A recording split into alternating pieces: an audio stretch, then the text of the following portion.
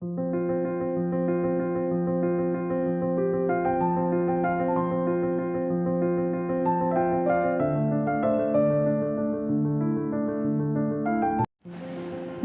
বন্ধুরা, good morning সবাইকে। অন্য দিনের তুলনায় আজকের সকালটা একটা বিশেষ সকাল বলতে পারো। আজকে হচ্ছে মঙ্গলবার, পয়লা বৈশাখ, আর বাংলা ক্যালেন্ডার অনুযায়ী 1432 সালের প্রথম দিন। পয়লা বৈশাখ মানেই আমাদের বাঙালিদের কাছে একটা আলাদাই অনুভূতি। তবে আমাদের এবছরের পয়লা বৈশাখটা একটু অন্যভাবেই কাটছে। সকাল শুরু হতে হতেই তো ফোনটা হাতে নিয়ে ভিডিও করা স্টার্ট করলাম। তবে এই ভিডিও ক্লিপগুলো নিয়ে আর তার মধ্যে ভয়েস ওভার দিয়ে কবে যে তোমাদের সামনে ব্লগটি তুলে ধরতে পারবো তার কোনো গ্যারেন্টি নেই। বেশ কিছুদিন ধরে আমাদের এখানকার এলাকা চারিপাশের পরিস্থিতি এতটাই সংকটজনক ছিল যে এখানে তো বেশ কিছুদিন ধরে ইন্টারনেট পরিষেবাও বন্ধ ছিল। কালকে থেকে সবে ইন্টারনেট চালু হয়েছে। সকাল সকাল মামুনি চলে এসেছে ঠাকুর ঘরে পুজো দিতে, আর তার সঙ্গে আমিও একটু স্নান সেরে চলে এলাম বছরের প্রথম দিনে ঠাকুরকে একটু ফুল জল দিতে। আমাদের এখানকার চারিপাশের পরিস্থিতিও যেমন বেশ থমথমে, তেমনই আজকে সকালটাও কিন্তু একটু গোমরামুখ করেই শুরু হয়েছিল। ঘুম থেকে উঠে তো দেখি টিপটিপ করে বৃষ্টিও পড়ছে, তবে এখন কিন্তু মেঘ বৃষ্টি সব কাটিয়ে ঝলমলিয়ে রোদ উঠে গেছে। আজকে সকালটা একটু ব্যস্ততার মধ্যেই কাটছে, সবাই যে যার কাজে ব্যস্ত, আর আমিও চলে এলাম এবার সকলের জন্য জল খাবার বানাতে। আজকে সবার জন্য বানাচ্ছি নিরামিষভাবে চাউমিন। আর এদিকে মামনি ঘরের পুজো সেরে গিয়েছিল দোকানে, যে গণেশ পুজো হচ্ছে সেইখানে। দোকানের পুজো সেরে এইমাত্র প্রসাদ নিয়ে বাড়ি ফিরল। সবাই মিলে একটুখানি প্রসাদ খেয়ে নিয়ে এবার সকালের জলখাবারটা সেরে নিচ্ছি। আর আমি আমার রান্নার ক্ষেত্রে একটা জিনিস লক্ষ্য করি, যেদিনকে দেখি তাড়াহুড়ো মানে অত মনোযোগ দিয়ে রান্না না করি সেদিনকেই রান্না বেশি টেস্টি হয়। আজকে যেমন নিরামিষভাবে চাউমিনটা করলেও আজকে চাউমিনটা খেতে কিন্তু সত্যিই খুব ভালো হয়েছে। জলখাবার শেষ হতে হতেই এইদিকে আবার দুপুরে রান্নাবান্নার আয়োজন শুরু হলো। মামনি বানাবে পোলাও, তার জন্য পোলাওয়ের চালটা ধুয়ে নিয়ে সমস্ত মশলা এখন চালের মধ্যে মাখিয়ে রাখছে। আর আমি এখানে পোলাওয়ের সঙ্গে খাওয়ার জন্য বানাচ্ছি আলুর দম। আলুর দম তো আছেই, তার সঙ্গে বানিয়েছি পনিরটা আগেই বানিয়ে নিয়েছি। আজকের পনিরটা করেছি নারকেল বাটা দিয়ে, তাছাড়াও চারমগজ, পোস্ত, কাজু বাটাও দিয়েছি। পোলাওয়ের জন্য চালটা রেডি করা রয়েছে, আর এখানে আম কেটে নিয়েছি, আমের চাটনি হবে। পনির, আলুর দম এগুলো তো আমার দায়িত্বে, আমি করে নিলাম। আর মামনি পরে গরম গরম পোলাও আর আমের চাটনিটা করে নেবে। আর প্রত্যেক বছর নববর্ষের দিন মানেই পাড়ার প্রত্যেকটা বাড়িতে দিয়ে আসতে হয় প্রসাদের প্যাকেট। এখন তারই ব্যবস্থাপনা চলছে, প্রত্যেকটা বাড়ির জন্য এখন প্যাকেট তৈরি করা হচ্ছে। আর আমার বিয়ের পর থেকে, যবে থেকে এ বাড়িতে এসেছি, প্রত্যেক বছরই নববর্ষের দিন এই প্রসাদ দেওয়ার মানে প্রত্যেকটা বাড়িতে প্রসাদ দেওয়ার দায়িত্বটা কিন্তু আমার কাঁধে এসেই পড়েছে।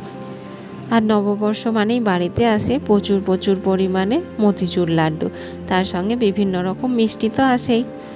আর এই দেখো প্রসাদের সমস্ত প্যাকেট গুছিয়ে নিয়ে পাড়ার প্রত্যেকটা বাড়িতে এখন বেরিয়ে পড়েছি প্রসাদ দিতে। অন্যান্যবার আমি একাই বেরিয়ে পড়ি, এবার অবশ্য আমার সঙ্গে দুইজন সঙ্গীও রয়েছে, সোনাই আর সোনাইয়ের বাবা। ইচ্ছে করে এবছর ওদের দুজনকে সঙ্গে নিয়েছি। আর প্রত্যেকটা বাড়িতেই কলিং বেল বাজানোর পরে সবাই যখন বাইরে বেরিয়ে আসছে আর ব্যাগ থেকে প্রসাদের প্যাকেটটা বের করে সবার হাতে তুলে দিতে পেরে সোনাইও আমার খুব খুশি। প্রসাদ বিতরণী হয়ে গেলে এবার সবাই মিলে দুপুরের খাওয়া দাওয়া করতে বসে পড়লাম। নববর্ষ মানেই বাঙালিদের ভুরি ভোজের একটা বিশেষ দিন, তবে আমাদের বাড়িতে প্রত্যেক বছরই নববর্ষের দিনে হয় নিরামিষ রান্না। তবে নিরামিষ রান্না হলেও পোলাও সঙ্গে আলুর দম, পনির, আমের চাটনি, মেনুটা কিন্তু মন্দ নয়, কি বলো? এখন সন্ধেবেলা মেয়েকে রেডি করিয়ে নিয়েছি, একটু বাইরে বেরোনোর আছে। আর মেয়ে এখন ওর গনু দাদাকে নিয়েই ব্যস্ত। সেই যে সকালে একবার বলেছি যে আজকে গনু দাদার পুজো আছে, ওই জন্য সেই সকাল থেকে এই গণেশ পুতুলটাকে নিয়েই মেয়ে আমার আজকে সারাদিন খেলা করে যাচ্ছে। দুপুরবেলা তো একবার দেখি ছোট একটা কেকের টুকরো নিয়ে এসে ওর গনু দাদাকে খেতেও দিয়েছে। এবার বেরিয়ে পড়েছি, আর বেরিয়েই প্রথম কাজটা সেরেও ফেলেছি। প্রথম কাজটা হলো দাদুর বাড়িতে গিয়ে প্রসাদ দিয়ে আসা। প্রতি বছরই এই একই রকমই করে থাকি, দুপুরবেলা আর এবারই আসা হয়ে ওঠে না। ওই জন্য সন্ধ্যাবেলা তো একবার করে বের হয়েই থাকি, ওই জন্য তখনই মিষ্টির প্যাকেট, দোকানের ক্যালেন্ডার সব কিছুই এ বাড়িতে দিয়ে আসি। আর রাস্তায় বেরিয়ে একটা জিনিস বেশ চোখে পড়ছে, সেটা হলো মানুষজনের ভিড়। অন্যান্য বছর যেমন পয়লা বৈশাখে রাস্তাঘাটে এতই ভিড় থাকে, এবছর সেই তুলনায় কিছুই নেই। আর আমার যা মনে হয় মানুষজনের ভিড় হবেই বা কেন, এখন তো আস্তে আস্তে মানুষের দোকানে দোকানে গিয়ে হালখাতা করার ব্যাপারটাই উঠে যাচ্ছে। আবার এখন দেখাও যাচ্ছে অনেক দোকানদারও এই হালখাতা করার ব্যাপারটা উঠিয়েই দিচ্ছে। যাই হোক, আজকে আর আমাদের বিশেষ কোথাও যাওয়ার নেই, এখন আমরা যাচ্ছি আমাদের দোকানে। সারা বছর দোকানে একবারও না আসলেও এই আজকের দিনটিতে একবারটি করে আসি লক্ষ্মী গণেশ ঠাকুরকে প্রণাম করতে। প্রতি বছরই দেখি বেশ সকাল সকাল পুরোহিত মশাই দোকানের পুজোটা সেরে নেয়, ওই জন্য অত সকালে আমার আর সেই সময় এখানে আসা হয় না। মামনি আসে পুজোর সমস্ত কিছু আয়োজন করে দিতে, আর আমার আজকের দিনে দায়িত্ব থাকে বাড়ির রান্নাবান্না সামলানোর। দোকান থেকে বাড়ি ফেরার পথে একবার যখন বেরিয়েছি, মেয়েকে এই দোকানটিতে একবার করে নিয়ে আসতেই হয়। এই যে ছোট ছোট পাখি আর খরগোশের বাচ্চাগুলো, ওকে একবার করে দেখিয়ে নিয়ে যেতে হয়।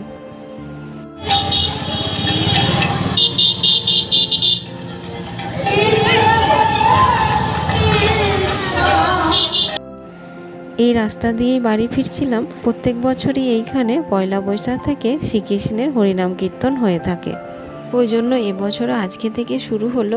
আর এই দেখো, এই কীর্তন উপলক্ষে বাইরেও কত মেলা বসেছে, মানুষের বেশ ভিড়ও আছে। তবে আজকে আর ভেতরে ঢুকবো না, রাত্রি হয়ে গেছে, সোনাইকে আবার বাড়ি গিয়ে খাওয়ানোর ব্যাপার আছে। আর আজকে বাড়ি গিয়ে প্রথম কাজ হচ্ছে খাওয়া দাওয়া করা, কারণ প্রচণ্ড খিদে পেয়ে গিয়েছে। সেই সন্ধ্যে থেকে আজকে কিছুই খাওয়া হয়নি। সন্ধ্যাবেলা বাড়ি থেকে বেরোনোর সময় মামনিকে বলেই গিয়েছিলাম আজকে রাত্রে সেদ্ধ ভাত করতে, গরম গরম ভাত, তার সাথে ঘি, আলু পটল সেদ্ধ আর পনির। আজকে রাত্রের খাওয়াটা বেশ তৃপ্তি করেই হলো। তো এবছর পয়লা বৈশাখে তেমন কিছু না করলেও আজকের দিনটি কিন্তু বেশ ভালোই কাটলো। তো তোমাদের আজকে সারাদিনের ব্লগটি কেমন লাগলো অবশ্যই কিন্তু কমেন্টে জানিও। আজকের মতো তবে সকলকেই টাটা, শুভরাত্রি। দেখা হচ্ছে আবারও নতুন একটি ব্লগে। ততক্ষণের জন্য সবাই খুব সুস্থ থেকো, ভালো থেকো, আর অবশ্যই খুব সাবধানে থেকো।